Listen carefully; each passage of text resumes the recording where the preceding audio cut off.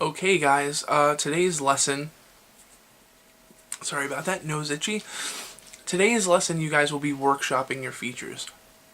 The thing was, last week you guys workshopped your interviews, and aside from a couple of people that offered very solid critique and did everything that they had to do to help their fellow student, a lot of you guys were way too kind. And I'm not asking you guys to be vindictive or hurtful towards each other, but I want you guys to be brutally honest. Okay, the only way you're going to get anywhere in this business is through brutal honesty and integrity. And in order to be able to do things like that, you're going to have to read other people's work a lot and share your thoughts. See their mistakes, grow from their mistakes so you yourself do not make them. And the only way you do that is by copy editing, and speaking with other writers, in addition to reading the newspaper every day, watching the news, and being informative. A journalist knows about everything. Okay, as you guys have seen in class, people have brought up movies, and I've known stuff about those movies. People have brought up comic books, sports teams. We've even had little conversations about politics at times. A journalist has to be well-rounded, has to be able to discuss a wide variety of things. And the more you know, the easier it is for you to write your stories, and the less legwork you have to do. Because if you have to write a story about the MTA, and you know who the head of the MTA is, then you could do a Google search, find out who their press agent is, and get in contact with them. Of course, you still have to report and do a significant amount of legwork, but you're working smarter when you are in the know, when you know what to do and how to do it and when to do it. So this semester is going to be a semester where you guys grow a lot from each other. I said we're a team and we're going to work together.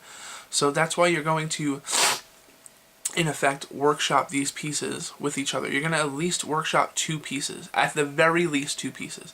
If you can do more in 45 minutes, then that's great. So what we're going to do is, after you guys do your hard news lead run for about 10 minutes, you're going to break into the features, and you're going to answer a few questions. After you answer those questions, okay, then you're going to just talk a little bit more with each other. And I want you guys to be very honest with each other, okay? So after you do that, you're going to be in a much better situation to gauge where your feature is going. A couple of people have emailed me over the weekend with tips and things like that, and I sent you back critique and just comments on your papers. I'd like to see more from you guys. It's been pretty much like the same people. It's been Joyce and Michael Cruz, Cassandra.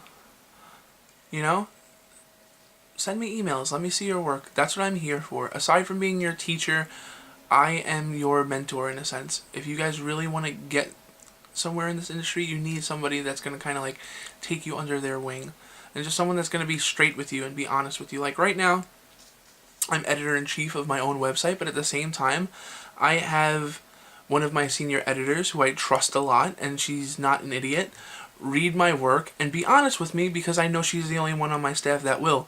The rest of my staff will go, "Oh, that's a great piece. That's riveting. Oh, I love that. You're such an amazing writer, Patrick." No one is ever the best that they can be in this industry.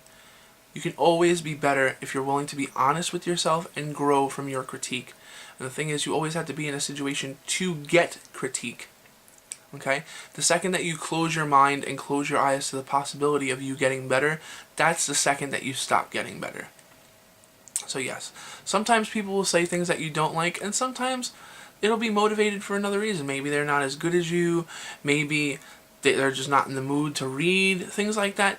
And sometimes you kind of have to take it with a grain of salt. But then sometimes you have to really look at your piece and say, you know what, I think they're right.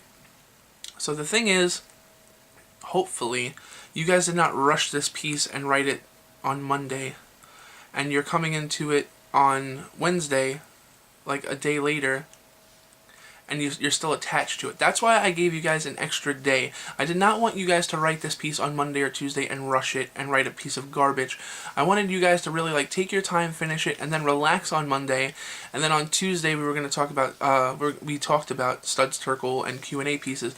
So by the time we got back to the features, it was kind of like we were, backtracking a little bit, even though we're really not. We're staying on topic. But the thing is, I wanted to kind of get your mind off of your features a little bit, so this way when you come back and somebody critiques it, it's a little less fresh in your mind and you can detach yourself from it.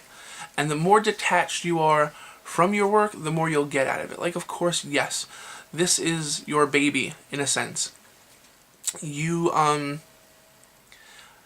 wrote it, and everything you write is amazing because you, in fact, are amazing.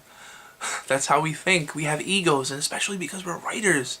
We create things with words. We paint pictures with our own words, but at the same time, there's so much room to play. There's so many words in the English language. There's so many different ways of saying things.